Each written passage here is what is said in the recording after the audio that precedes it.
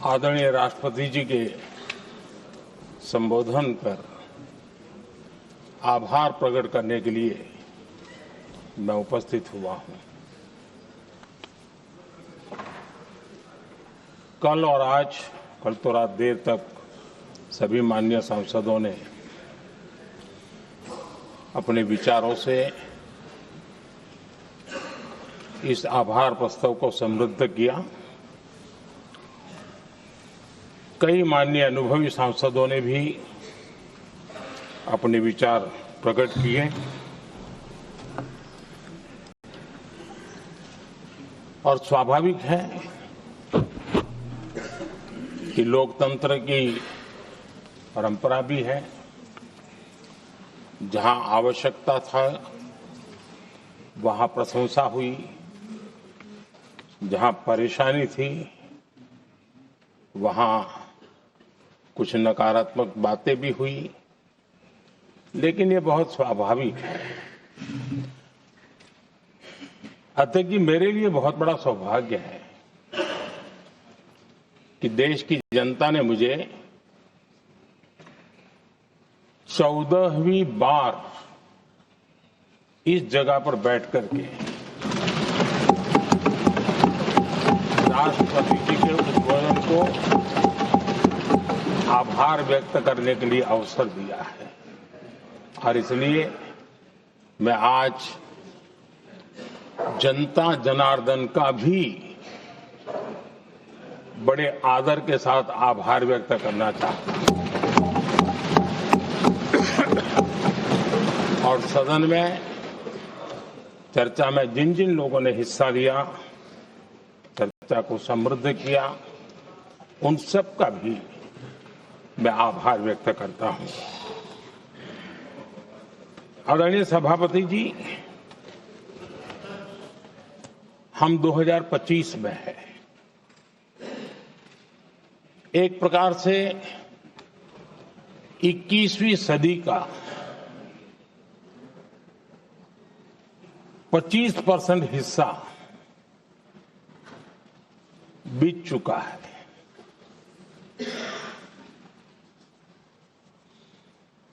समय तय करेगा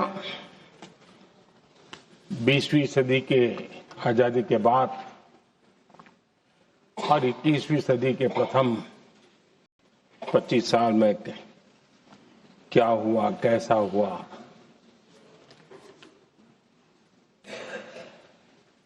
लेकिन इस राष्ट्रपति जी के संबोधन में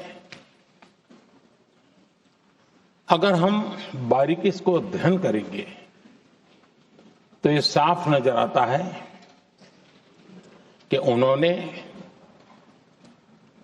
देश के सामने भविष्य के 25 वर्ष और विकसित भारत के लिए एक नया विश्वास जगाने वाली बात,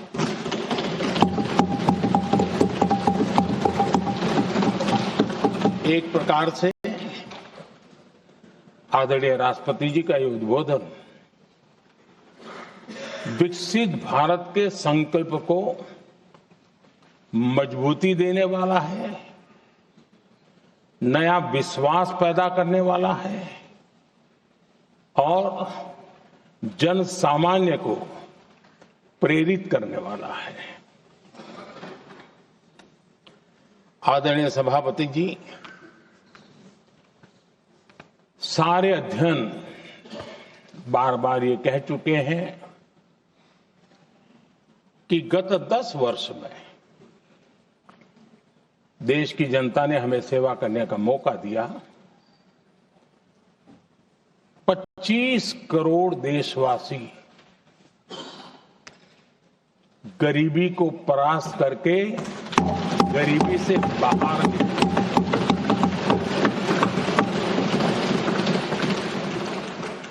आदरणीय सभापति जी,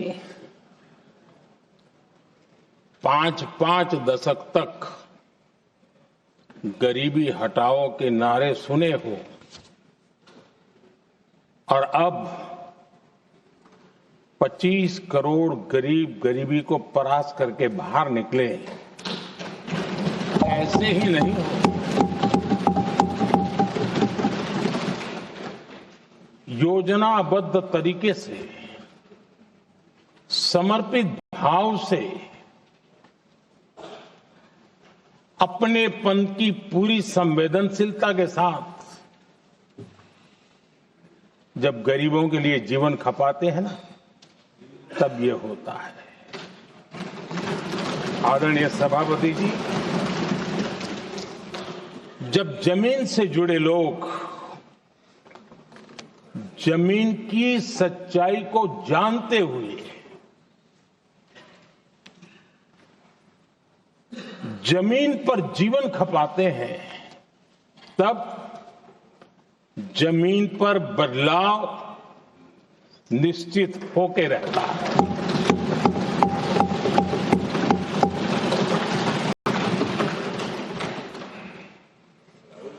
आदरणीय सभापति जी, हमने गरीब को झूठे नारे नहीं, हमने सच्चा विकास दिया।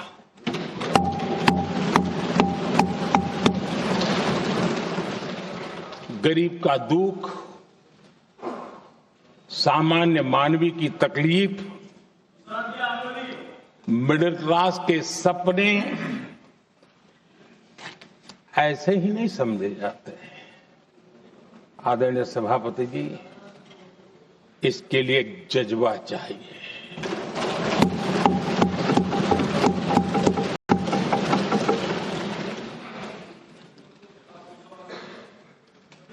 और मुझे दुख के साथ कहना है कि कुछ लोगों में ये है ही नहीं।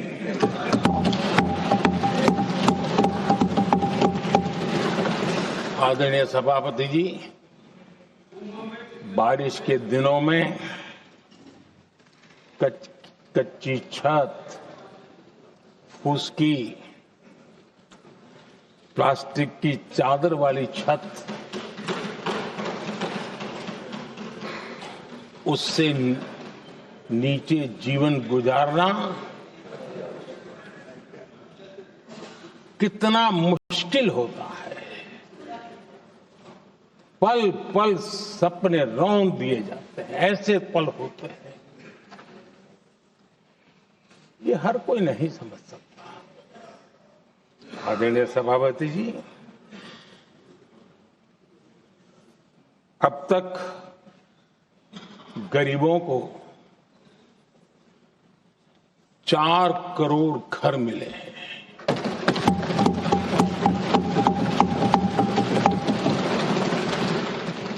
जिसने उस जिंदगी को जिया है ना, उसे समझ होती है कि पक्की छत वाला घर मिलने का मतलब क्या होगा। आदरणीय सभापति जी, एक महिला जब खुले में शौच जाने के लिए मजबूर हो जाती है, वो या तो सूर्योदय के पहले या सूर्यास्त के बाद, कठिनाइयों के झेलने के बाद इस छोटा सा अपना नित्य कर्म करने के लिए निकल सकती है। तब उसे क्या तकलीफ होती थी, ऐसे लोग समझ नहीं सकते। आदरणीय सभापति जी, हमने 12 करोड़ से ज्यादा शौचालय बनाकर बहनों बेटियों की मुश्किलें दूर की।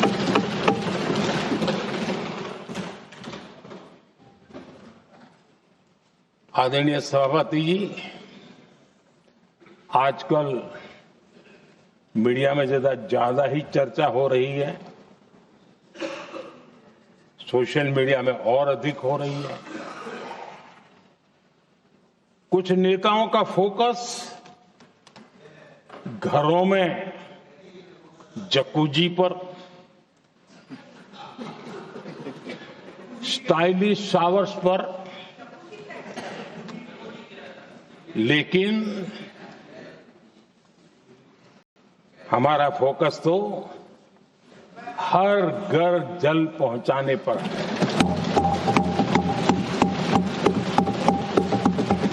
आजादी के 75 साल के बाद देश में 75% करीब 16 करोड़ से भी ज्यादा घरों के पास जल का करने के लिए नल का कनेक्शन नहीं था। हमारी सरकार ने 5 साल में 12 करोड़ परिवारों को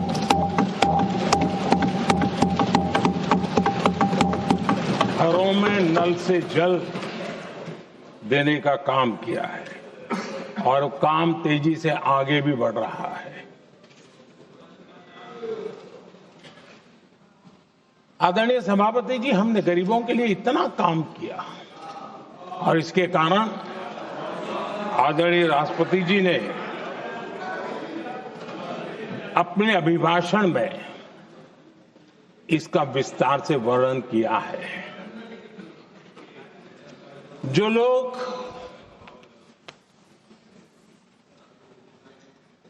गरीबों की झोपड़ियों में फोटो सेशन कराकर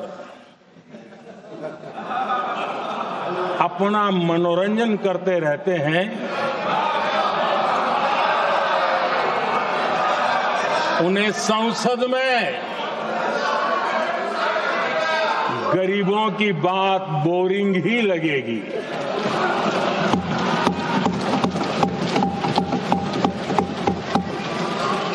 आदरणीय सभापति जी, मैं उनका गुस्सा समझ सकता हूं।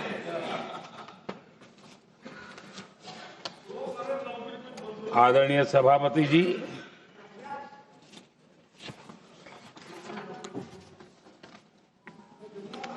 समस्या की पहचान करना एक बात है, लेकिन अगर जिम्मेवारी है तो समस्या की पहचान कर करके छूट नहीं सकते।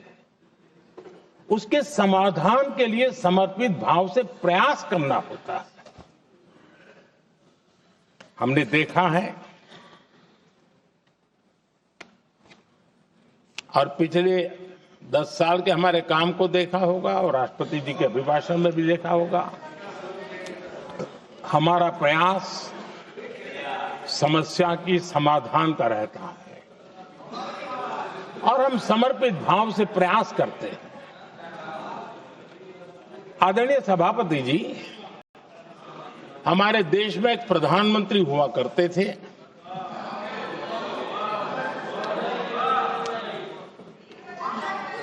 उनको मिस्टर क्लीन करने कहने की एक फैशन हो गई थी। उस प्रधानमंत्री जी को मिस्टर क्लीन कहने की फैशन हो गई थी।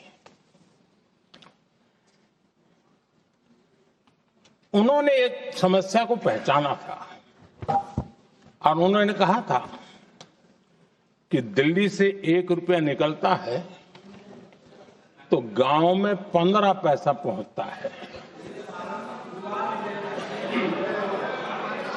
अब उस समय तो पंचायत से लेकर पार्लियामेंट तक एक ही पार्टी का राज था।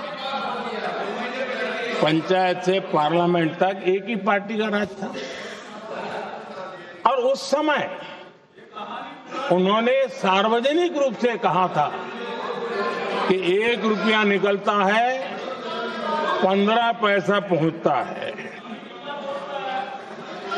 बहुत गजब की हाथ सफाई थी।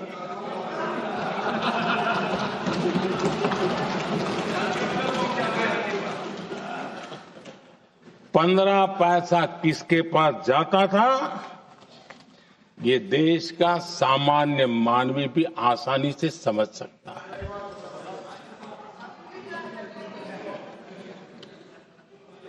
आदरणीय सभापति जी, देश ने हमें अवसर दिया, हमने समाधान खोजने का प्रयास किया।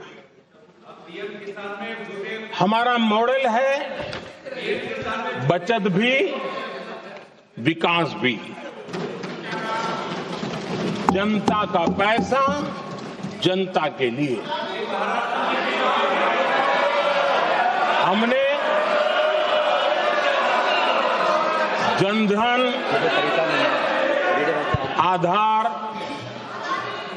मोबाइल की जेम ट्रिनिटी बनाई और डीबीटी से डायरेक्ट बेनिफिट ट्रांसफर ये देना शुरू किया। आदरणीय सभापति जी, हमारे कार्यकाल में हमने 40 लाख करोड़ रुपया सीधा जनता जनार्दन के खाते में जमा किया।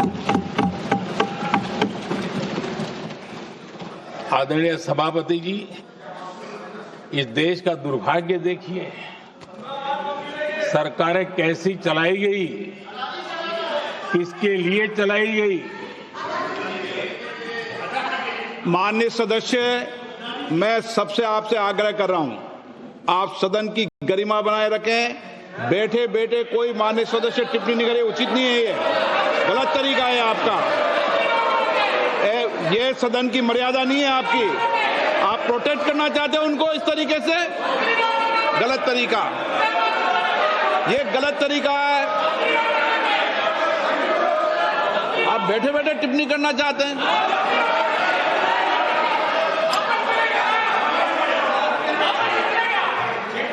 आदरणीय सभापति जी,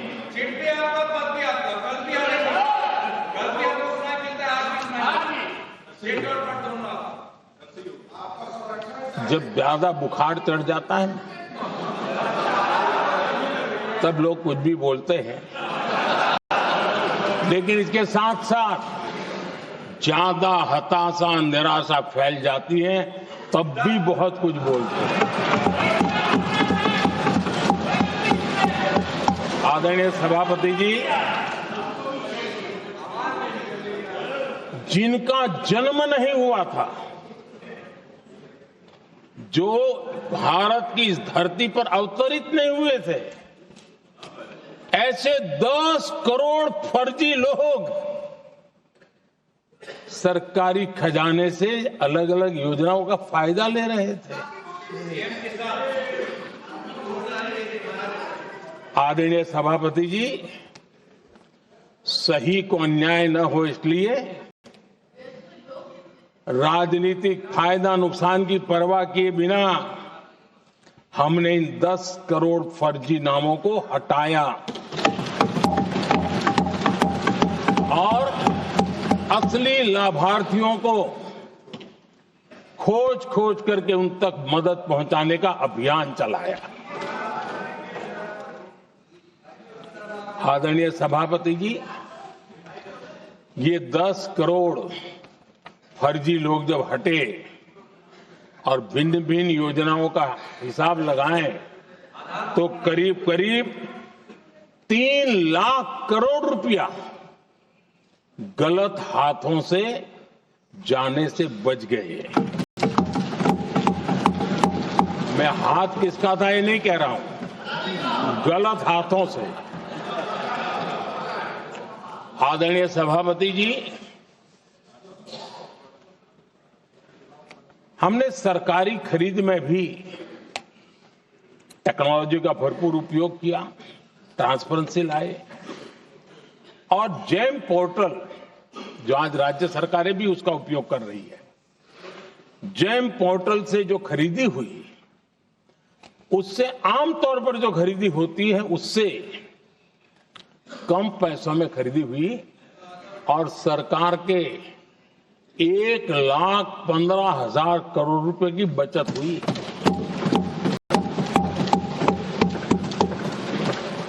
आदरणीय सभापति जी, हमारी स्वच्छता अभियान का बहुत मजाक उड़ाया गया, ऐसा जैसे हमने कोई पाप कर दिया, कोई गलती कर दी। न जाने क्या क्या कहा जाता था, लेकिन आज मुझे संतोष से कहना है कि इन सफाई के कारण हाल के वर्षों में सिर्फ सरकारी दफ्तरों से जो कबाड़ बेचा गया ना, उसमें 2300 करोड़ रुपया सरकार को मिले हैं। महात्मा गांधी ट्रस्टीशिप के सिद्धांत की बात करते थे। वो कहते थे कि हम ट्रस्टी हैं, ये संपत्ति जनता जनार्दन की है और इसलिए हम पाई पाई को एक ट्रस्टीशिप के सिद्धांत के आधार पर बचाने की और सही जगह पर उपयोग करने का प्रयास करते हैं। और तब जाकर के स्वच्छता अभियान से कबाड़ बेचकर 2300 करोड़ रुपया देश की सरकार के खजाने में आ रहा है।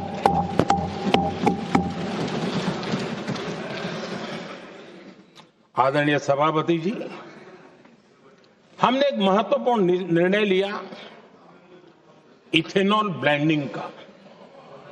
हम जानते हैं हम एनर्जी इंडिपेंडेंट नहीं है, हमें बाहर से लाना पड़ता है। जब इथेनॉल ब्लेंडिंग किया और हमारे पेट्रोल डीजल की आय कम हुई, उस एक निर्णय से 1 लाख करोड़ रुपए का फर्क पड़ा है। और ये पैसे करीब करीब 1 लाख करोड़ रुपया किसानों की जेब में गया है। आदरणीय सभापति जी, मैं बचत की तो बात कर रहा हूं, लेकिन पहले अखबारों की हेडलाइन हुआ करती थी, इतने लाख के घोटाले, इतने लाख के घोटाले, इतने लाख के घोटाले।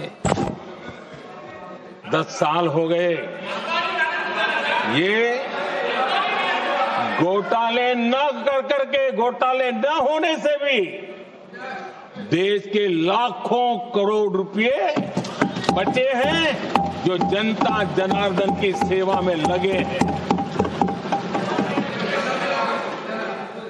आदरणीय सभापति जी, हमने ये जो अलग अलग कदम उठाए, उससे लाखों करोड़ रुपए की बचत हुई, लेकिन उन पैसों का उपयोग हमने शीश महल बनाने के लिए नहीं किया।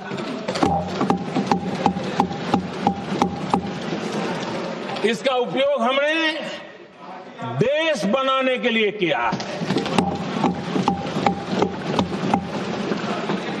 इंफ्रास्ट्रक्चर का बजट 10 साल पहले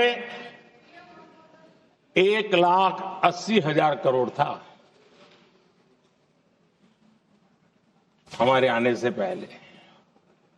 आदरणीय सभापति जी, आज 11 लाख करोड़ रुपया इंफ्रास्ट्रक्चर का बजट। और इसलिए राष्ट्रपति जी ने भारत की नींव कैसी मजबूत हो रही है, इसका वर्णन इसमें किया है। रोड हो, हाईवे हो, रेलवे हो, ग्राम सड़क हो, इन सभी कामों के लिए विकास की एक मजबूत नींव रखी गई है। आदरणीय सभापति जी, सरकारी खजाने में बचत हुई वो तो एक बात है, और वो करना भी चाहिए, जैसा मैंने ट्रस्टीशिप की बात कही। लेकिन हमने इस बात पर भी ध्यान रखा है कि जन सामान्य के उनको भी बचत का लाभ मिलना चाहिए। योजनाएं ऐसी हो ताकि जनता को भी बचत हो। और आपने देखा होगा, आयुष्मान भारत योजना बीमारी के कारण सामान्य मानवी को जो खर्च होता था, अब तक जिन लोगों ने इसका बेनिफिट लिया है, उसी के हिसाब से मैं कहता हूं कि करीब करीब देशवासियों का आयुष्मान योजना का बेनिफिट लेने के कारण जो खर्चा उनको अपने जेब से करना पड़ता, वैसे 1,20,000 करोड़ रुपया जनता जनार्दन के बचे हैं।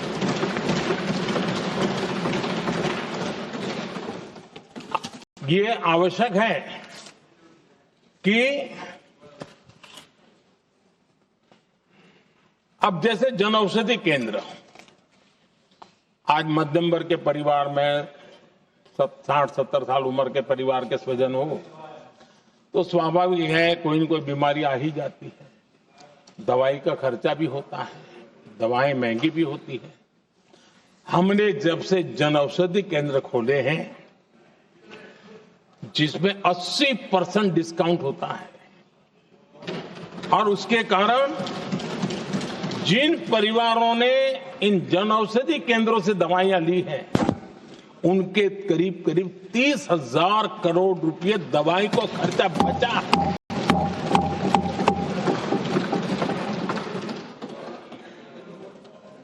आदरणीय अध्यक्ष जी, यूनिसेफ का भी अनुमान है, उनका कहना है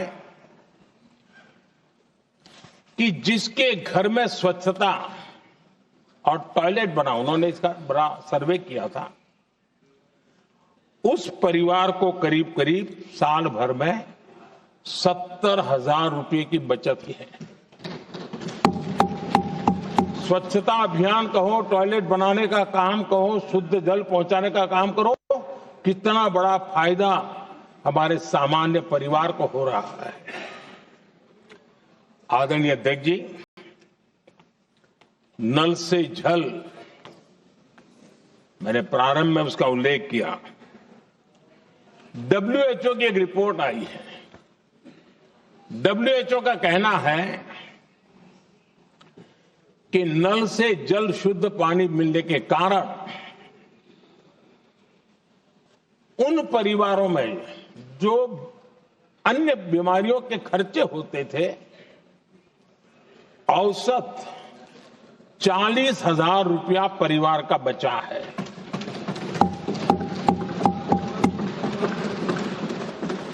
मैं ज्यादा गिन नहीं रहा हूं, लेकिन ऐसी अनेक योजना है जिन योजनाओं ने सामान्य मानवीय के खर्च में बचत की है। आदरणीय सभापति जी, करोड़ों देशवासियों को मुफ्त अनाज, उसके भी उस परिवार के हजारों रुपये बचते हैं। PM सूर्यघर मुफ्त बिजली योजना, जहां जहां ये योजना लागू हुई, इन परिवारों को औसतन साल भर के 25 से 30,000 रुपये बिजली की बचत हो, पैसों में बचत हो रही है, खर्च में बचत हो रही है। और अगर ज्यादा बिजली है तो बेच करके कमाई कर रहा है वो अलग, यानी सामान्य मानवीय की बचत भी। हमने LED बल्ब का एक अभियान चलाया था। आपको मालूम है कि हमारे आने से पहले LED बल्ब 400 रुपये में बिकते थे।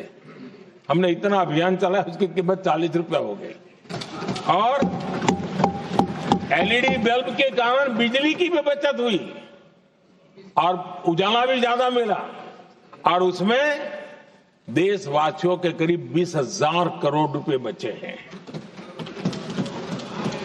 आदरणीय सभापति जी, जिन किसानों ने सॉइल हेल्थ कार्ड का वैज्ञानिक तरीके से उपयोग किया है, उनको बहुत फायदा हुआ है, और ऐसे किसानों को प्रति एकड़ 30,000 रुपए की बचत हुई है। आदरणीय अध्यक्ष जी, बीते 10 साल में इनकम टैक्स को कम करके भी हमने मिडिल क्लास की बचत को बढ़ाने का काम किया है। आदरणीय अध्यक्ष जी, 2014 के पहले ऐसे बम गोले फेंके गए, बंदूक की ऐसी गोलियां चलाई गई कि देशवासियों का जीवन छलनी कर दिया गया था। हमने धीरे धीरे उन गांवों को भरते भरते आगे बढ़े। 2 लाख करोड़ रुपया 2 लाख रुपया 2013-14 में 2 लाख रुपये, सिर्फ 2 लाख रुपये उस पर इनकम टैक्स माफी थी। और आज 12 लाख रुपये संपूर्ण रूप से इनकम टैक्स से मुक्ति। और हमने बीच के कालखंड में भी 14 में भी 17 में भी 19 में भी 23 में भी हम लगातार ये करते आए, घाव भरते गए और आज बैंडेज बाकी था वो भी कर लिया। स्टैंडर्ड डिडक्शन उसके अगर 75,000 जोड़ दें तो 1 अप्रैल के बाद देश में जो सैलरीड क्लास है उनके 13.25 लाख रुपए तक कोई इनकम टैक्स नहीं देना पड़ेगा।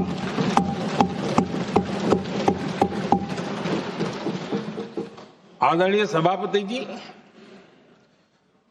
आप जिस समय युवा मोर्चा में काम करते थे तब एक बात आप सुनते होंगे, पढ़ते भी होंगे। एक प्रधानमंत्री आए दिन 21वीं सदी बोला करते थे। एक प्रकार से रट गया था, तकिया कलाम जैसा हो गया था, तो बोलते थे 21वीं सदी। जब इतनी बार बोला जाता था तो उस समय टाइम्स ऑफ इंडिया में आर.के. लक्ष्मण ने एक बड़ा शानदार कार्टून बनाया था। वो कार्टून बड़ा इंटरेस्टिंग था। उस कार्टून में एक हवाई जहाज है, एक पायलट है। अब उन्होंने पायलट क्यों पसंद किया वो तो मुझे मालूम नहीं। कुछ पैसेंजर बैठे थे और हवाई जहाज एक ठेले पे रखा हुआ था और मजदूर ठेले को धक्का मार रहे थे और 21वीं सदी लिखा हुआ था। वो कार्टून उस समय तो मजाक लग रहा था, लेकिन आगे चल करके वो सच सिद्ध हो गया। आदरणीय अध्यक्ष जी, ये कटाक्ष था जमीनी सच्चाई से। तब के प्रधानमंत्री कितने कटे उठे थे और हवाई बातों में लगे हुए थे, इसका वो जीता जागता प्रदर्शन करने वाला कार्टून है।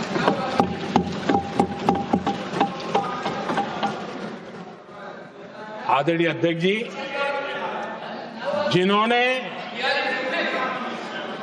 तब 21वीं सदी की बातें की थी, वो 20वीं सदी की जरूरतों को भी पूरा कर नहीं पाए थे। आदरणीय अध्यक्ष जी, आज जब मैं देखता हूं, पिछले 10 साल से सर बीतों को बारीकी से देखने का अवसर मिला है, तो मुझे बड़ा दर्द होता है। हम 40-50 साल लेट हैं, जो काम 40-50 साल पहले हो जाने चाहिए थे। और इसलिए ये साल जब 2014 से देश की जनता ने हमको सेवा का अवसर दिया, हमने ज्यादा से ज्यादा युवाओं पर फोकस किया। हमें युवाओं की आकांक्षाओं पर बल दिया। हमने युवाओं के लिए ज्यादा अवसर बनाए। हमने कई क्षेत्रों को खोल दिया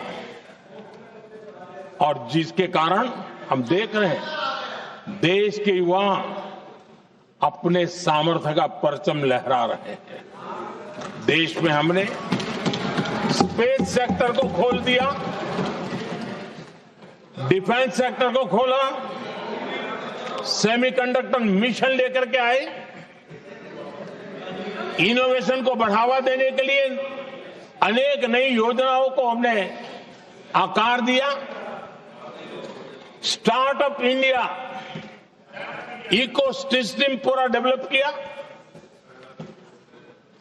और इस बजट में भी आदरणीय अध्यक्ष जी एक बहुत महत्वपूर्ण निर्णय हुआ है। 12 लाख की आय पर इनकम टैक्स की माफी, ये समाचार इतना बड़ा बन गया कि बहुत सी महत्वपूर्ण चीजों पर अभी भी कुछ लोगों का ध्यान नहीं गया है। वो महत्वपूर्ण निर्णय हुआ है, हमने न्यूक्लियर एनर्जी सेक्टर को ओपन कर दिया और इसके दूरगामी सकारात्मक प्रभाव और परिणाम देश को देखने के लिए मिलने वाले हैं। आदरणीय अध्यक्ष जी, AI, 3D printing, robotics, virtual reality की चर्चा हम तो गेमिंग का भी महात्मा क्या होता है इसके लिए भी प्रयास करने वाले लोगों में से। मैंने देश के नौजवानों से कहा है कि दुनिया का गेमिंग क्रिएशन का, क्रिएटिविटी वर्ल्ड का कैपिटल भारत क्यों न बने। और मैं देख रहा हूं बहुत तेजी से हमारे लोग काम कर रहे हैं।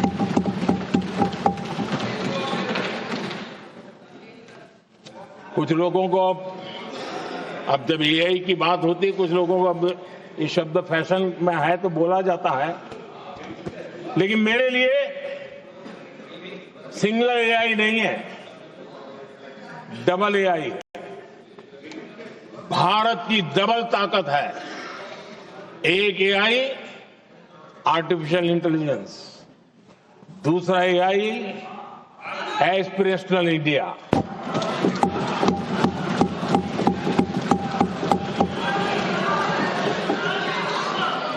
हमने स्कूलों में 10,000 टिंकरिंग लैब्स शुरू किए और आज उन टिंकरिंग लैब से निकले बच्चे रोबोटिक्स बना करके लोगों को चकित कर रहे हैं। और इस बजट में 50,000 नए टिंकरिंग लैब्स उसका प्रावधान किया गया। भारत वो देश है जिसके इंडिया एआई मिशन को लेकर के पूरी दुनिया बहुत आशावादी है और विश्व के एआई प्लेटफॉर्म में भारत की मौजूदगी एक महत्वपूर्ण स्थान प्राप्त कर चुकी है। आदरणीय अध्यक्ष जी, इस साल बजट में हमने डीप टेक के डोमेन को में इन्वेस्टमेंट की बात की है और डीप टेक मैं समझता हूं हमारे लिए तेज गति से आगे बढ़ने के लिए और 21वीं सदी पूरी तरह टेक्नोलॉजी ड्रिवन सेंचुरी है। ऐसे में हमारे लिए आवश्यक है कि भारत डीप टेक के क्षेत्र में बहुत तेजी से आगे बढ़े। आदरणीय अध्यक्ष जी, हम लगातार युवा भविष्य को ध्यान में रखते हुए काम कर रहे हैं, लेकिन कुछ दल हैं जो लगातार युवाओं के साथ धोखा कर रहे हैं, उन्हें धोखा दे रहे हैं। ये दल चुनाव के दरमियान ये भत्ता देंगे, वो भत्ता देंगे, वादा तो करते हैं लेकिन पूरा नहीं करते हैं। ये दल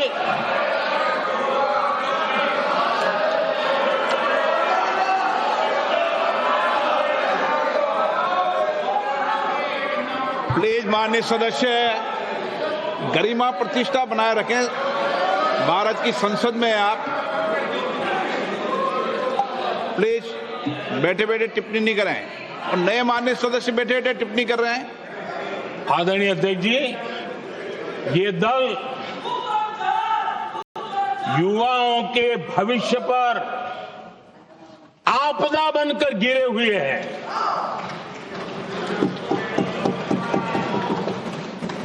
आदरणीय अध्यक्ष जी, हम कैसे काम करते हैं ये हरियाणा में अभी अभी देश ने देखा है। बिना खर्ची, बिना पर्ची नौकरी देने का वादा किया था। सरकार बनते ही नौकरी मिल गई नौजवानों को। हम जो कहते हैं उसी का परिणाम है। आदरणीय अध्यक्ष जी, हरियाणा में तीसरी बार भव्य विजय और हरियाणा में के इतिहास में तीसरी बार विजय, ये अपने आप में ऐतिहासिक घटना है। आदरणीय अध्यक्ष जी, महाराष्ट्र में भी ऐतिहासिक परिणाम, जनता जनार्दन के आशीर्वाद। महाराष्ट्र के इतिहास में सत्ता पक्ष के पास इतनी सीटें पहली बार, ये जनता जनार्दन के आशीर्वाद से हम करके आए हैं।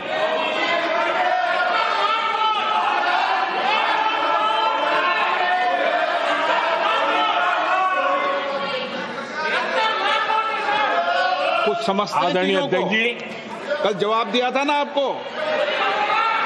चलिए। आदरणीय राष्ट्रपति जी ने अपने अभिभाषण में हमारे संविधान के 75 वर्ष होने पर भी विस्तार से चर्चा की है। आदरणीय अध्यक्ष जी, संविधान में जो धाराएं हैं उसके साथ साथ संविधान का एक स्पिरिट भी है, और संविधान को मजबूती देने के लिए संविधान की भावना को जीना पड़ता है। और मैं आज उदाहरणों के साथ बताना चाहता हूं। हम वो लोग हैं जो संविधान को जीते हैं।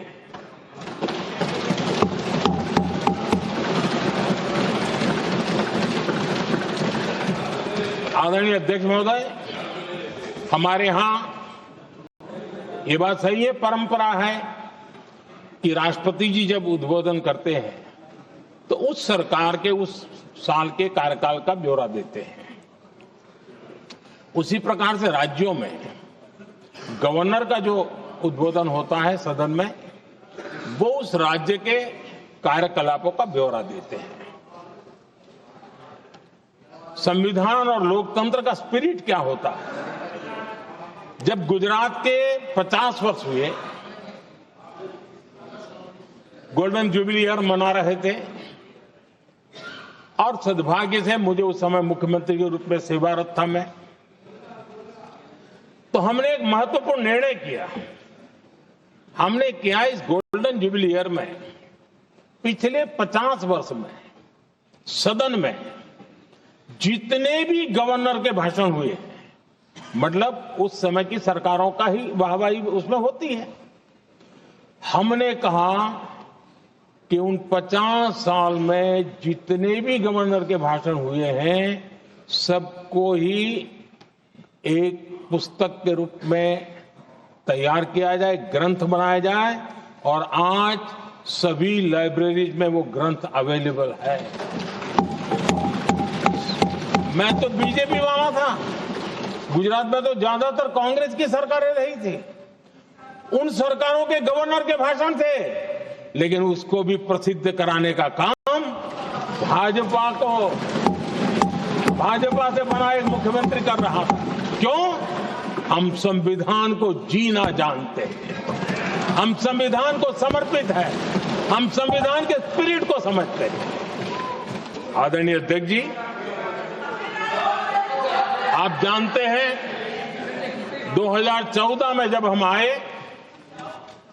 तब मान्य विपक्ष नहीं था, रिकॉग्नाइज्ड अपोजिशन पार्टी नहीं थी, उतने अंक भी लेकर के कोई नहीं आए थे। भारत के अनेक कानून ऐसे थे कि हमें पूरी स्वतंत्रता थी उस कानून के हिसाब से काम करने की। अनेक कमेटियां ऐसी थी जिसमें लिखा था लीडर ऑफ द अपोजिशन उसमें आएंगे, लेकिन अपोजिशन था ही नहीं, रिकॉग्नाइज अपोजिशन नहीं था।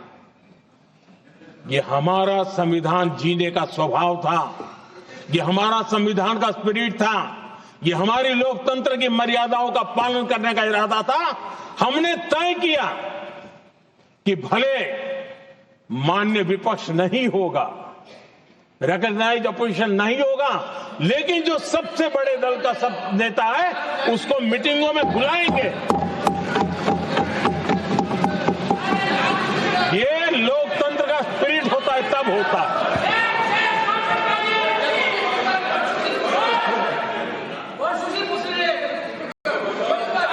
चुनाव आयोग की कमेटियां, आदरणीय अध्यक्ष जी, पहले तो प्रधानमंत्री फाइल करके निकालते थे।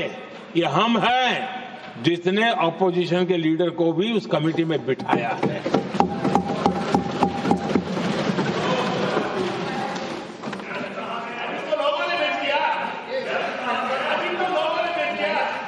और हमने इसके लिए कानून भी बनाया और आज विधिवत रूप से इलेक्शन कमीशन बनेगा तो अपोजिशन लीडर भी उसके निर्णय की प्रक्रिया में हिस्सा होंगे। ये काम हम करते हैं और ये मैंने पहले ही कहा, हम इसलिए करते हैं कि हम संविधान को जीते हैं।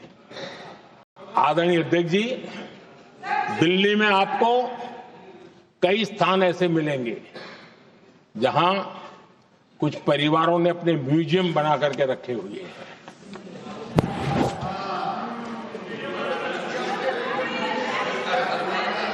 जनता जनार्दन के पैसों से काम हो रहा है। लोकतंत्र का स्पिरिट क्या होता है, संविधान को जीना किसको कहते हैं। हमने पीएम म्यूजियम बनाया और देश के पहले से लेकर के मेरे पूर्व तक के सभी प्रधानमंत्रियों के जीवन को और उनके कार्य को उस पीएम म्यूजियम बनाया गया है। और मैं तो चाहूंगा कि पीएम म्यूजियम में जो जो महापुरुष हैं उनके परिवारजनों ने समय निकाल करके उस म्यूजियम को देखना चाहिए और उसमें कुछ जोड़ने के लगता है तो सरकार का ध्यान आकर्षित करना चाहिए ताकि वो म्यूजियम समृद्ध हो और देश के बालकों को प्रेरणा दे। ये होता है संविधान की भावना। अपने लिए तो सब करते हैं, खुद के लिए जीने वालों की जमात बहुत छोटी नहीं है। संविधान के लिए जीने वाले यहां बैठे हैं।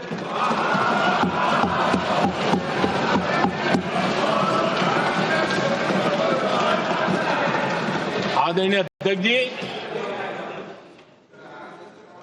जब सत्ता सेवा बन जाए तो राष्ट्र निर्माण होता है। जब सत्ता को विरासत बना दिया जाए तब लोकतंत्र खत्म हो जाता है।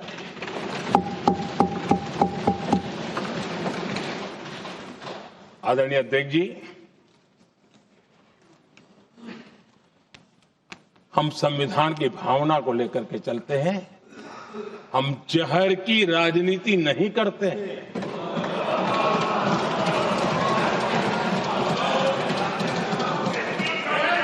हम देश की एकता को सर्वोपरि रखते हैं।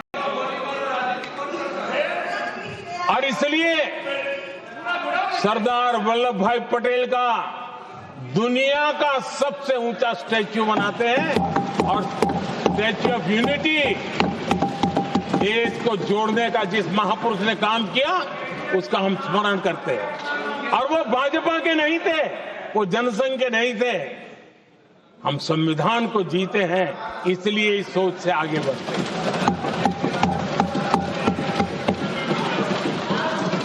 आदरणीय अध्यक्ष जी, ये देश का दुर्भाग्य है कि आजकल कुछ लोग अर्बन नक्सल की भाषा खुलेआम बोल रहे हैं।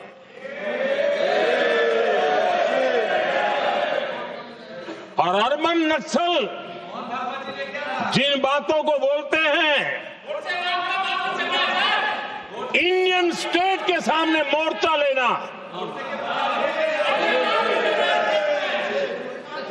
ये अर्बन नक्सल की भाषा बोलने वाले इंडियन स्टेट के खिलाफ लड़ाई की घोषणा करने वाले न संविधान को समझ सकते हैं, न देश की एकता को समझ सकते हैं।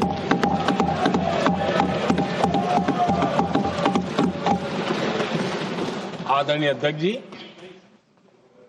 7 दशक तक जम्मू एंड कश्मीर और लद्दाख उसे संविधान के अधिकारों से वंचित रखा गया।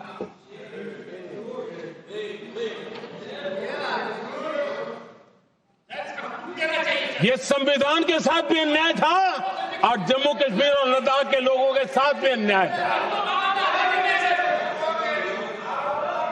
हमने आर्टिकल 370 की दीवार गिरा दी।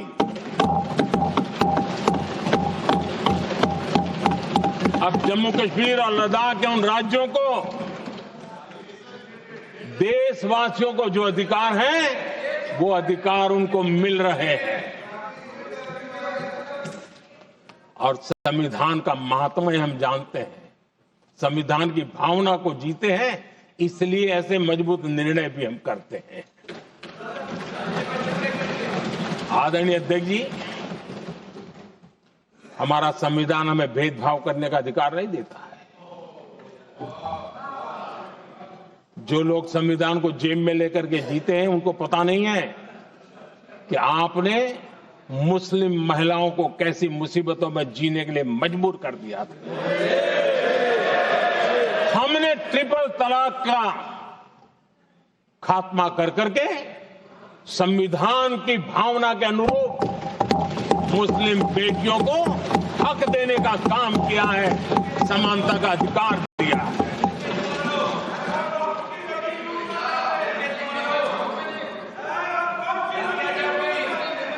जब भी देश में एनडीए की सरकार रही है, हमने एक लंबे विजन के साथ काम किया है।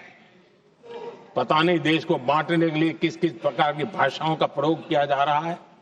हताशा, निराशा पता नहीं उनको कहां तक ले जाएगी, लेकिन हमारी सोच कैसी है, एनडीए के साथी मिलकर के किस दिशा में सोचते हैं।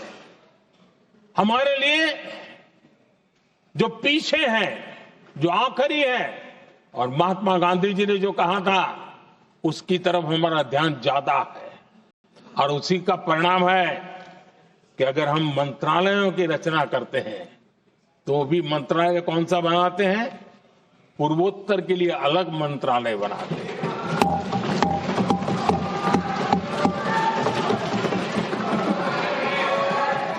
हम देश में इतने साल हो गए, अटल जी आए तब तक किसी को समझ नहीं आया था। भाषण तो देते रहते हैं। आदिवासियों के लिए अलग मंत्रालय एनडीए ने बनाया। आदरणीय अध्यक्ष जी, हमारे दक्षिण के राज्य समुद्री तट से जुड़े हैं। हमारे पूर्व के कई राज्य समुद्री तट से जुड़े हैं। वहां के समाज में फिशरीज का काम और फिशरमैन की संख्या बहुत बड़ी तादाद में है। उनका भी ख्याल रखना चाहिए और जमीन के भीतर के छोटे पानी के जो इलाके रहते हैं वहां भी फिशरमैन के रूप में काम करने वाले समाज के आखिरी तबके के लोग हैं। ये हमारी सरकार है जिन्हें फिशरीज के लिए अलग मंत्रालय बनाया।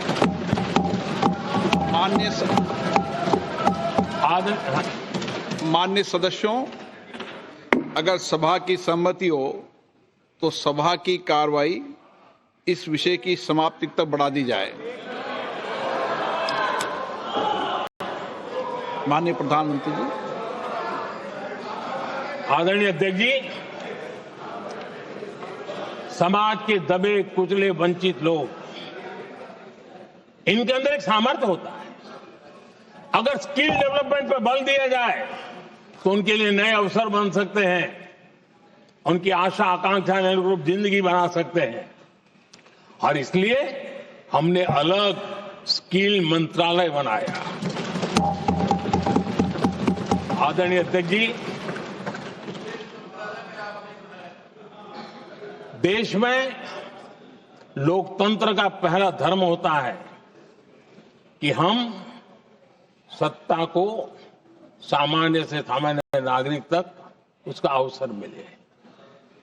और इस बात को ध्यान में रखते हुए भारत के कोऑपरेटिव सेक्टर को और समृद्ध बनाने के लिए और तंदुरुस्त बनाने के लिए देश के करोड़ों लोगों को जोड़ने का उसमें अवसर है। अनेक क्षेत्रों में कोऑपरेटिव मूवमेंट को बढ़ाया जा सकता है और उसको ध्यान में रखते हुए हमने अलग कोऑपरेटिव मंत्रालय बनाया। विजन क्या होता है ये यहां पता चलता है। आदरणीय अध्यक्ष जी, जाति की बातें करना कुछ लोगों के लिए फैशन बन गई है। पिछले 30 साल से सदन में आने वाले ओबीसी समाज के सांसद दलों के भेदभाव से ऊपर उठ करके एक होकर के 30-35 साल से मांग कर रहे थे कि ओबीसी कमीशन को संवैधानिक दर्जा दिया जाए। जिन लोगों को आज जातिवाद में मलाई दिखती है उनको उस समय ओबीसी समाज की याद नहीं आई। ये हम हैं जिन्होंने ओबीसी समाज को संवैधानिक दर्जा दिया। पिछड़ा वर्ग आयोग आज संवैधानिक व्यवस्था में जो है। आदरणीय अध्यक्ष जी, हर सेक्टर में एससी, एसटी, ओबीसी को ज्यादा से ज्यादा अवसर मिले उस दिशा में हमने बहुत मजबूती के साथ काम किया है। मैं आज इस सदन के माध्यम से देशवासियों को उनके सामने एक अहम सवाल रखना चाहता हूं। और अध्यक्ष महोदय, जरूर देशवासी मेरे इस सवाल पर चिंतन भी करेंगे और चौराहे पर चर्चा भी करेंगे। कोई मुझे बताए, क्या एक ही समय में संसद में एससी वर्ग के एक ही परिवार के 3 सांसद कभी हुए हैं क्या? एससी वर्ग के एक ही परिवार के 3 सांसद कभी भी हुए क्या?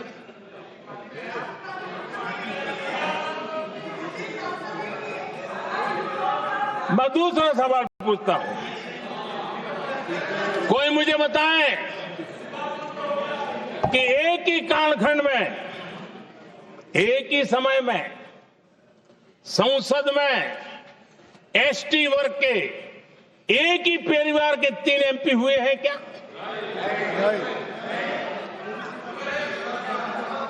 आदरणीय अध्यक्ष जी, कुछ लोगों की वाणी और व्यवहार में कितना फर्क होता है, मेरे एक सवाल के जवाब में मिलता।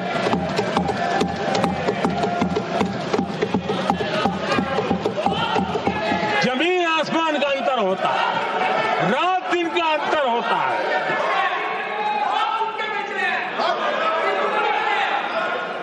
आदरणीय अध्यक्ष जी, हम एससी एसटी समाज को कैसे सशक्त कर रहे हैं?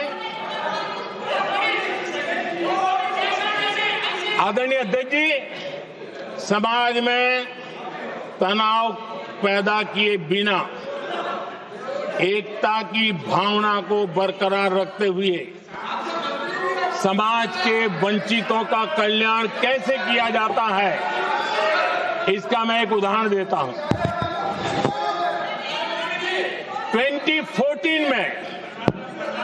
2014 में 2014 से पहले हमारे देश में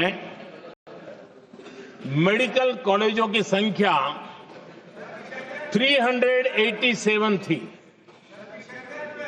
2014 के पहले मेडिकल कॉलेज की संख्या 387 थी। आज 780 मेडिकल कॉलेज हैं।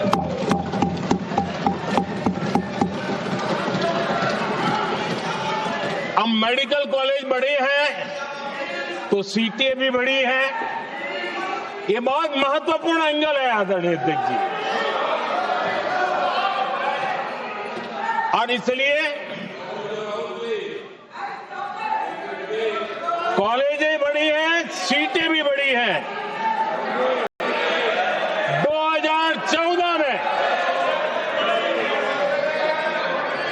2014 में हमारे देश में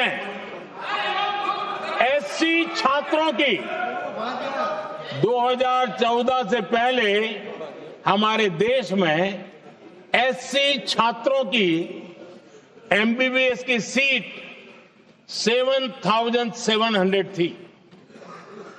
हमारे आने से पहले दलित समाज के हमारे 7,700 युवा डॉक्टर बनने की संभावना थी। 10 साल हमने काम किया, आज संख्या बढ़कर एससी समाज के 17,000 एमबीबीएस डॉक्टर की व्यवस्था की है। कहां 7,700 और कहां 17,000?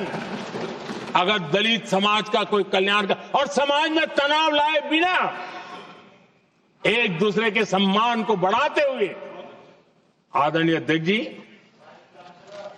2014 के पहले एसटी छात्रों के लिए एमबीबीएस की सीटें 3,800 थी।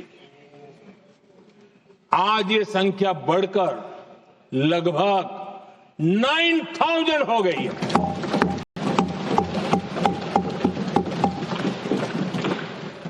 (2014) के पहले ओबीसी के छात्रों के लिए एमबीबीएस में 14,000 से भी कम, 14,000 से भी कम सीटें थी। आज इनकी संख्या लगभग 32,000 हो गई है। ओबीसी समाज के 32,000 एमबीबीएस डॉक्टर बनेंगे। आदरणीय अध्यक्ष महोदय, पिछले 10 साल में हर सप्ताह एक नई यूनिवर्सिटी बनी है।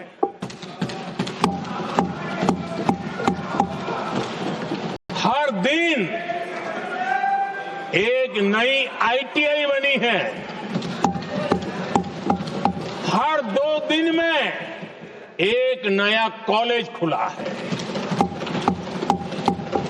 सोचिए, एससी, एसटी, ओबीसी हमारे युवा युवतियों के लिए कितनी वृद्धि हुई है, इसका आप अंदाज लगा सकते हैं। आदरणीय अध्यक्ष जी, हम हर योजना के पीछे लगे हैं 100% सिचुएशन, 100% उसको लागू करें। उसके जो भी लाभार्थी हैं वो उसमें छूट न जाए, उस दिशा में हम काम कर रहे हैं। पहले ताकि हम चाहते हैं कि जिसका हक है उसको मिलना चाहिए। अगर योजना है, उसका हक है तो उस तक पहुंचना चाहिए। 1 रुपया और 15 पैसा वाला खेल नहीं चल सकता। लेकिन कुछ लोगों ने क्या किया, मॉडल ही ऐसा बनाया कि कुछ ही लोगों को दो, औरों को तड़पाओ और तुष्टीकरण की राजनीति करो। देश विकसित भारत बनाने के लिए तुष्टीकरण से मुक्ति पानी होगी। हमने रास्ता चुना है संतुष्टीकरण, तुष्टीकरण नहीं, संतुष्टीकरण। और उस रास्ते पर हम चले हैं। हर समाज, हर वर्ग के लोगों को बिना भेदभाव के जो उसके हक का है वो उसको मिलना चाहिए। ये है संतुष्टीकरण। और मेरे हिसाब से जब मैं 100% सैचुरेशन की बात करता हूं तो उसका मतलब होता है एक असल में सामाजिक न्याय है, ये असल में सेकुलरिज्म है और असल में ये संविधान का सम्मान है। आदरणीय अध्यक्ष जी, संविधान की भावना है सबको बेहतर स्वास्थ्य मिले, और आज कैंसर डे भी है। देश भर में और दुनिया भर में आज हेल्थ को लेकर के काफी चर्चा भी हो रही है।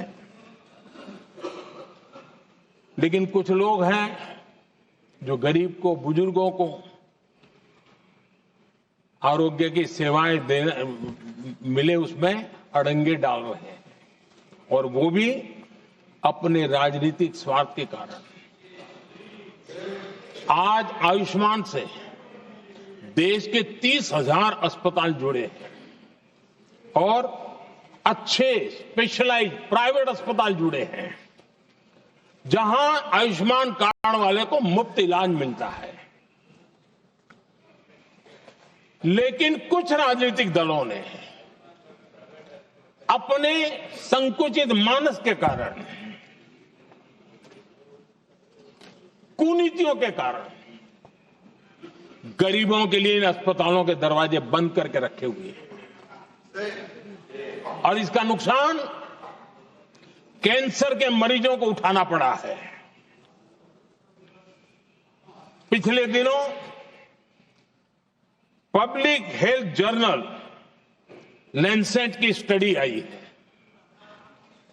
उसका कहना है कि आयुष्मान योजना से समय पर कैंसर का इलाज शुरू हो रहा है।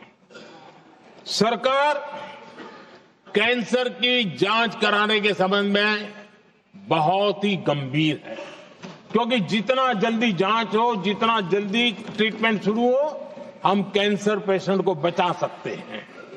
और लैंसेट ने आयुष्मान योजना को क्रेडिट देते हुए कहा है कि भारत में इस दिशा में बहुत बड़ा काम हुआ है। आदरणीय अध्यक्ष जी, इस बजट में भी हमने कैंसर की दवाइयों को सस्ते करने की दिशा में बहुत बड़ा महत्वपूर्ण कदम उठाया।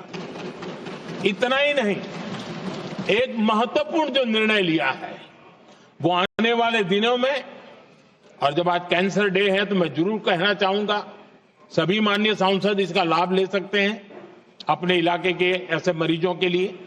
और वो है मरीजों को, आप जानते हैं अस्पताल उतने नहीं होने के कारण भी काफी दिक्कत रहती है बाहर से आने वाले पेशेंट को।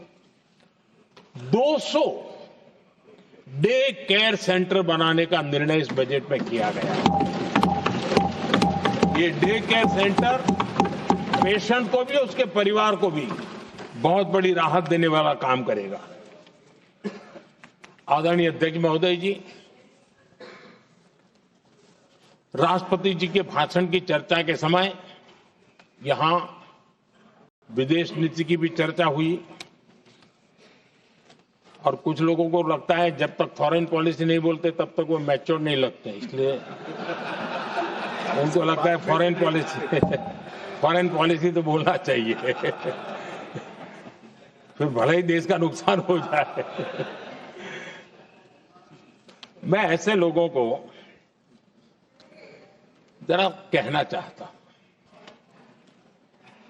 अगर उन्हें सच में फॉरेन पॉलिसी सब्जेक्ट में रुचि है और फॉरेन पॉलिसी को समझना है और आगे जाकर के कुछ करना भी है, ये मैं शशि जी के लिए नहीं कह रहा हूं तो मैं ऐसे लोगों को कहूंगा एक किताब जरूर पढ़े। हो सकता है उनको बहुत फिर कहां क्या बोलना उतनी समझ हो जाएगी। वो किताब का नाम है JF case forgotten crisis. JF Kennedy की बात है। JF केस फॉरगॉटन क्राइसिस नाम की किताब है। ये किताब एक प्रसिद्ध फॉरेन पॉलिसी स्कॉलर ने लिखी है और इसमें महत्वपूर्ण घटनाओं का जिक्र है। इस किताब में भारत के पहले प्रधानमंत्री और वो विदेश नीति को भी नेतृत्व करते थे। इस किताब में पंडित नेहरू और अमेरिका के तब के राष्ट्रपति जॉन एफ कैनेडी के बीच हुई चर्चाओं और निर्णयों का भी विस्तार से वर्णन है। जब देश ढेर सारी चुनौतियों का सामना कर रहा था, तब विदेश नीति के नाम पर क्या खेल हो रहा था, उस किताब के माध्यम से सामने आ रहा है। और इसलिए मैं कहूंगा कि जरा ये किताब पढ़िए। आदरणीय अध्यक्ष जी, गोरा है, गोरा है, गोरा है, अब मत बोलो।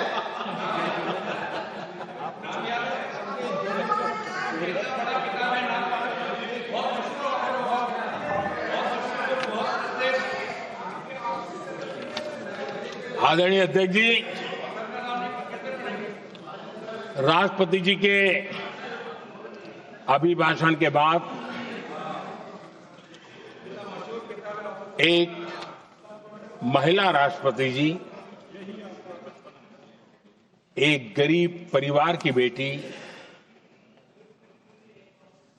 उनका सम्मान न कर सके, आपकी मर्जी, लेकिन क्या क्या कहकर उनको अपमानित किया जा रहा है।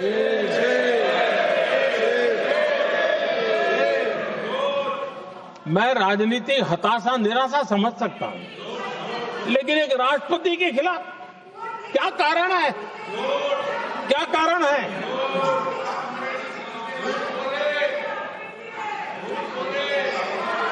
आदरणीय अध्यक्ष जी, आज भारत इस प्रकार की विकृत मानसिकता को छोड़ करके, उस सोच को छोड़ करके, विमेन लेड डेवलपमेंट के मंत्र को लेकर के आगे बढ़ रहा है। अगर आधी आबादी उसको अगर पूरा अवसर मिले तो भारत 2 गुनी रफ्तार से आगे बढ़ सकता है, और ये मेरा विश्वास है। 25 साल से इस क्षेत्र में काम करने के बाद मेरा विश्वास और दृढ़ हुआ है। आदरणीय अध्यक्ष जी, पिछले 10 साल में सेल्फ हेल्प ग्रुप्स अब तक 10 करोड़ नई महिलाएं एसएचजी में जुड़ी है, और ये महिलाएं वंचित परिवारों से, ग्रामीण बैकग्राउंड से, समाज के अंतिम पायदान पर बैठी इन महिलाओं का सामर्थ्य बढ़ा, उनका सामाजिक स्तर भी ऊपर उठा और सरकार ने इनकी मदद 20 लाख रुपए तक बढ़ा दी है ताकि वो इस काम को आगे बढ़ा सके। उनकी कार्यक्षमता बढ़े, उसका स्केल बढ़े, उस दिशा में हम प्रयास कर रहे हैं और उसका आज ग्रामीण अर्थव्यवस्था पर बहुत ही सकारात्मक प्रभाव हो रहा है। आदरणीय अध्यक्ष जी, राष्ट्रपति जी ने अपने अभिभाषण में लखपति दीदी अभियान की चर्चा की है। हमारी नई सरकार तीसरी बार बनने के बाद अब तक जो जानकारियां रजिस्टर हुई है उस हिसाब से 50 लाख से ज्यादा लखपति दीदी की जानकारी हम तक पहुंची और जब से मैंने इस योजना को आगे बढ़ाया है अब तक करीब 1.25 करोड़ महिलाएं लखपति दीदी बनी हैं और हमारा लक्ष्य है कि हम 3 करोड़ महिलाओं को लखपति दीदी बनाएंगे और इसके लिए आर्थिक कार्यक्रमों का बल दिया जाएगा। आदरणीय अध्यक्ष जी, आज देश के अनेक गांवों में ड्रोन दीदी की चर्चा हो रही है। एक मनोवैज्ञानिक परिवर्तन गांवों में आया है। महिला के हाथ में ड्रोन चलाते हुए देख के गांव के लोगों का महिला के प्रति देखने का नजरिया बदल रहा है और आज नमो ड्रोन दीदी खेतों में काम कर करके लाखों रुपया कमाने लगी हैं।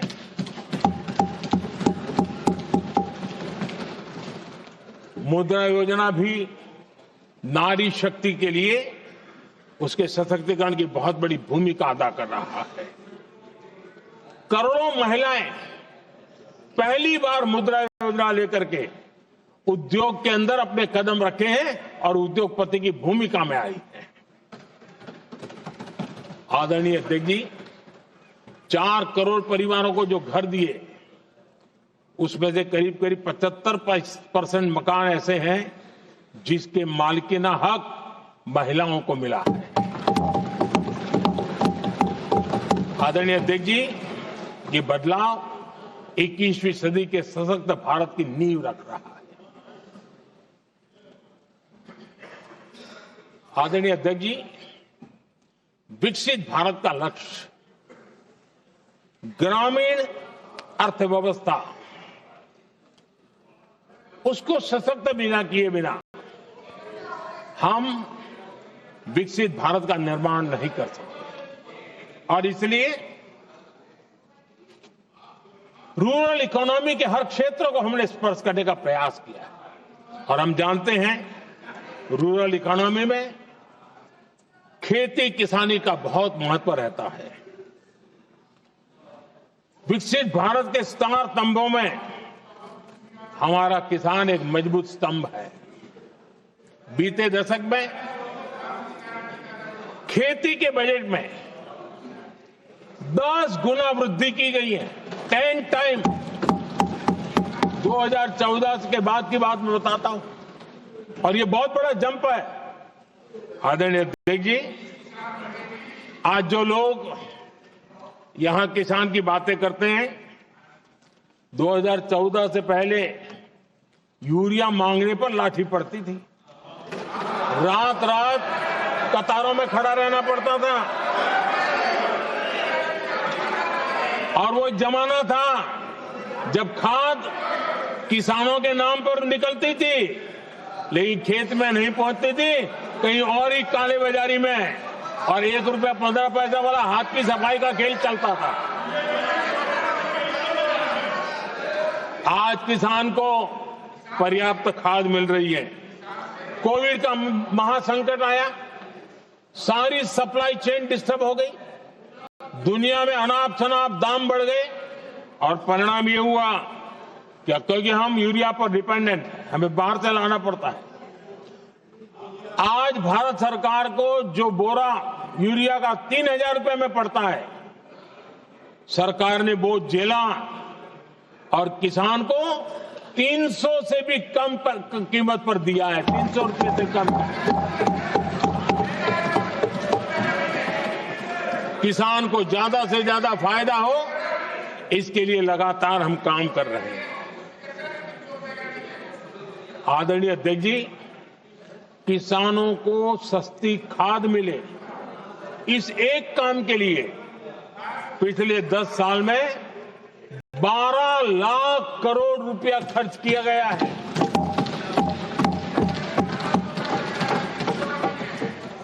पीएम किसान सम्मान निधि, उसे करीब 3.5 लाख करोड़ रुपए डायरेक्ट किसान के खाते में पहुंचे हैं।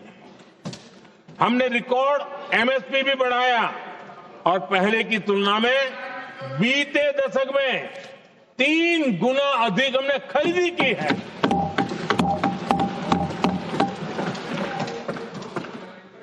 किसान को ऋण मिले, आसान ऋण मिले, सस्ता ऋण मिले, उसमें भी 3 गुना वृद्धि की गई है। पहले प्राकृतिक आपदा में किसान को अपने हाल पर छोड़ दिया जाता था। हमारे सेवा काल के दौरान पीएम फसल बीमा के तहत 2 लाख करोड़ रुपए किसानों को मिले हैं। आदरणीय अध्यक्ष महोदय, सिंचाई के लिए बीते दशक में अभूतपूर्व कदम उठा गए और जो लोग संविधान की बातें करते हैं उनको ज्यादा ज्ञान नहीं है, ये भी दुर्भाग्य है। बहुत कम लोगों को मालूम होगा कि हमारे देश में डॉक्टर बाबा साहब आंबेडकर ने पानी की योजनाओं को लेकर इतना उनका विजन क्लियर था, इतना व्यापक था और इतना समावेशी था, जो आज भी हम लोगों को प्रेरणा देता है। और 100 से बड़ी सिंचाई परियोजना जो दशकों से लटकी हुई थी, हमने उसको पूरा करने का अभियान चलाया ताकि किसानों के खेत में पानी पहुंचे। बाबा साहब का विजन था नदियों को जोड़ने का। नदियों जोड़ने की वकालत बाबा साहब आंबेडकर ने की थी, लेकिन सालों तक, दशकों दशक बीत गए, कुछ नहीं हुआ। आज हमने केन बेतवा लिंक प्रोजेक्ट और पार्वती काली सिंह चंबल लिंक प्रोजेक्ट पर काम शुरू कर दिया और मैं तो गुजरात में कई नदियों को इस प्रकार से जोड़कर नदियों को जिंदा करने का काम करने का मेरा सफल अनुभव भी रहा है। आदरणीय अध्यक्ष महोदय, हर देशवासी का इस सपना होना चाहिए, हम सबका सपना होना चाहिए कि दुनिया के हर डाइनिंग टेबल पर made in India food packet क्यों न हो। आज मुझे खुशी होती है जब भारत की चाय, इसके साथ साथ अब हमारी कॉफी भी दुनिया में अपनी महक फैला रही है, बाजारों में धूम मचा रही है। इवन हमारा टर्मरिक कोविड के बाद सबसे ज्यादा मांग बढ़ी है। आदरणीय अध्यक्ष जी, आप जरूर देखेंगे आने वाले समय में हमारा प्रोसेस सी फूड, और जिसको लेकर कुछ लोगों को पता नहीं कब क्यों दर्द हुआ, बिहार का मखाना दुनिया में पहुंचने वाला है।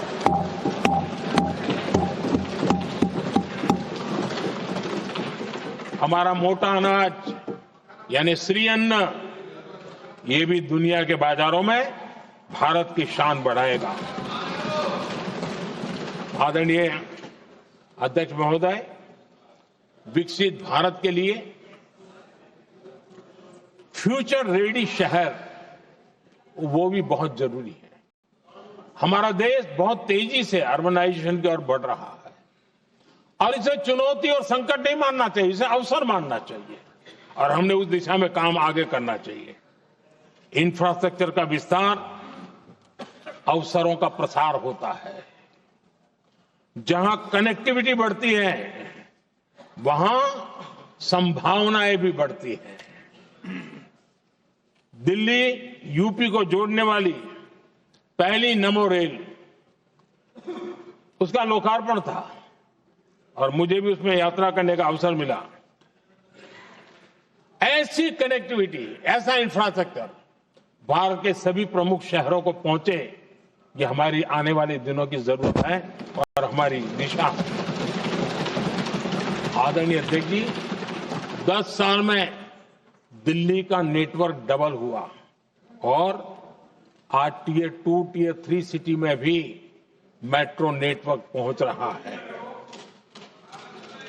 आज हम सभी गर्व कर सकते हैं, आज भारत का मेट्रो नेटवर्क 1000 किलोमीटर पार कर गया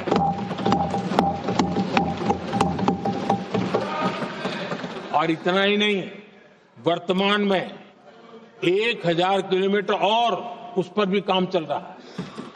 यानी हम कितना तेजी से आगे बढ़ रहे हैं। आदरणीय अध्यक्ष जी, प्रदूषण को कम करने की दिशा में भी कई इनिशिएटिव भारत सरकार ने लिए। 12,000 इलेक्ट्रिक बस हमने देश में दौड़ाना शुरू किया है और दिल्ली को भी बड़ी सेवा करी है, हमने दिल्ली को भी दिया है। आदरणीय अध्यक्ष जी, हमारे देश में एक नया अर्थव्यवस्था हमेशा समय समय पर उसका विस्तार होता रहता है। आज बड़े शहरों में गिग इकोनॉमी एक महत्वपूर्ण एरिया डेवलप हो रहा है। लाखों युवा इसमें जुड़ रहे हैं। हमने इस बजट में कहा है कि ई श्रम पोर्टल पर ऐसे गिग वर्कर अपनी रजिस्ट्री करवाएं और वेरिफिकेशन के बाद उनको इस न्यू एज सर्विस इकोनॉमी है उसको हम किस प्रकार से सहायता कर सके और उनको एक आईडी कार्ड मिले ई श्रम पोर्टल पे आने के बाद। और हमने कहा है कि इन गिग वर्कर्स को आयुष्मान योजना का भी लाभ दिया जाएगा ताकि गिग वर्कर को एक सही दिशा में जाने की सुविधा मिलेगी। और एक अनुमान है कि आज देश में करीब करीब 1 करोड़ गिग वर्कर है और उस दिशा में भी हम काम कर रहे हैं। आदरणीय अध्यक्ष महोदय, एमएसएमई सेक्टर बहुत बड़ी मात्रा में जॉब के अवसर लेकर आता है और ये ऐसा क्षेत्र है कि जिसमें रोजगार की अपार संभावनाएं हैं। ये छोटे उद्योग आत्मनिर्भर भारत के प्रतीक है। देश की अर्थव्यवस्था में हमारा एमएसएमई सेक्टर बहुत बड़ा योगदान दे रहा है। हमारी नीति साफ है, एमएसएमई को सरलता, सहूलियत और संबल, एक ऐसा क्षेत्र है जिसमें रोजगार की संभावना है।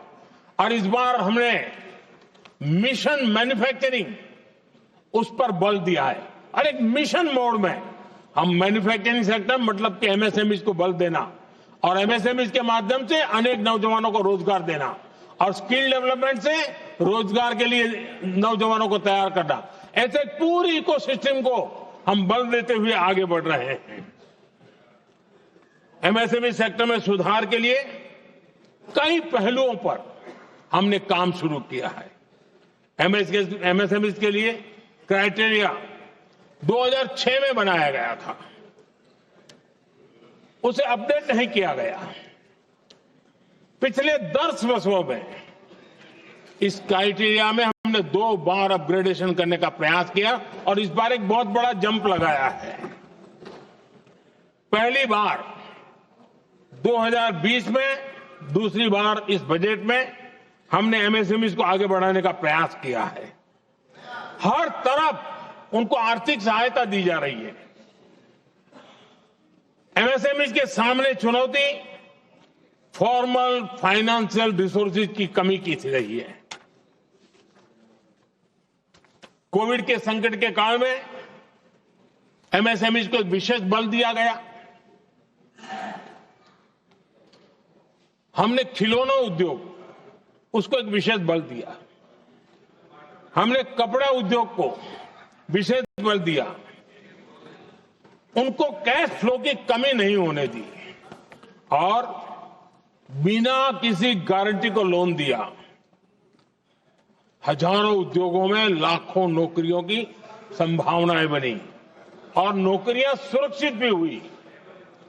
छोटे उद्योग उनके लिए customised credit card, credit guarantee coverage, उस दिशा में हमने कदम उठाए जिसके कारण वो अपने ईज ऑफ डूइंग बिजनेस को भी बढ़ावा मिले और वो गैर जरूरी नियमों को कम करने का कारण उनका एडमिनिस्ट्रेटिव बोझ जो रहता था, एक आध व्यक्ति को उनको काम पर पैसा देना पड़ता था, वो भी बंद कर दिया गया। एमएसएमई को बढ़ावा देने के लिए जो हमने नई नीतियां बनाई है, आपको खुशी होगी, एक समय था 2014 के पहले खिलौने जैसी चीजें हम इंपोर्ट करते थे। आज मैं गर्व से कह सकता हूं कि मेरे देश के खिलौने बनाने वाले छोटे उद्योग आज दुनिया के अंदर खिलौने एक्सपोर्ट हो रहे हैं।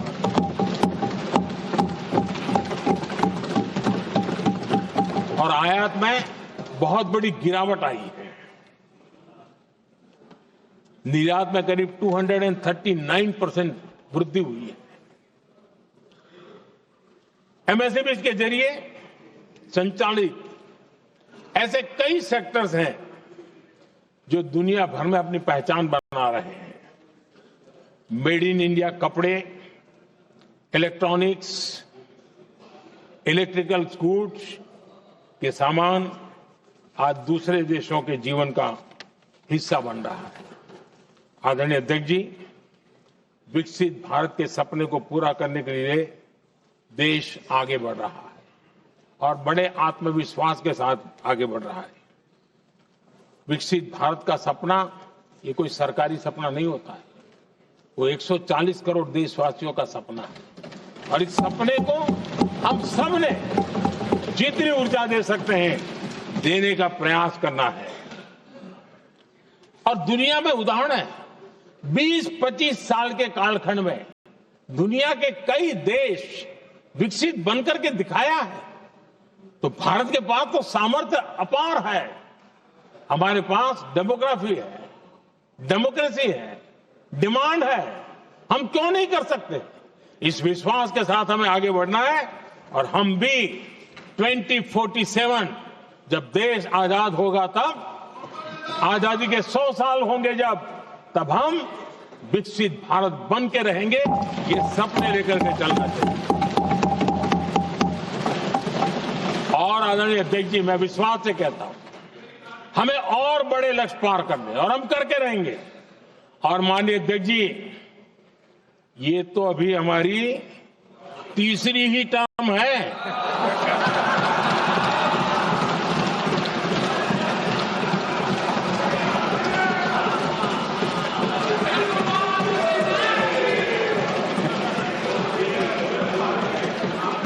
हम देश की आवश्यकता के अनुसार आधुनिक भारत बनाने के लिए, सक्षम भारत बनाने के लिए और विकसित भारत का संकल्प साकार करने के लिए हम आने वाले अनेक वर्षों तक जुटे रहने वाले हैं।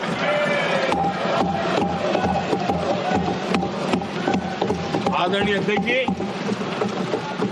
मैं सभी दलों से आग्रह करता हूं, सभी नेताओं से आग्रह करता हूं, देशवासियों से आग्रह करता हूं, अपनी अपनी राजनीतिक विचारधाराएं होंगी, अपने अपने राजनीतिक कार्यक्रम होंगे, लेकिन देश से बड़ा कुछ नहीं हो सकता। हम सबके लिए देश सर्वोपरि है और हम मिलकर के विकसित भारत के सपने को, अपना 140 करोड़ देशवासियों का सपना भी अपना सपना, इस सपने को लेकर के चल पड़े। देश विकसित होगा, हमारे बाद की जो पीढ़ियां होगी वो कहेगी कि 2025 में एक संसद ऐसी थी जहां बैठा हुआ हर सांसद विकसित भारत के सपने के लिए पूरा करने के लिए काम कर रहा था। आदरणीय अध्यक्ष जी, मैं राष्ट्रपति जी के अभिभाषण पर अपना धन्यवाद व्यक्त करते हुए आपका भी आभार व्यक्त करता हूं, सदन का भी आभार व्यक्त करता हूं। धन्यवाद।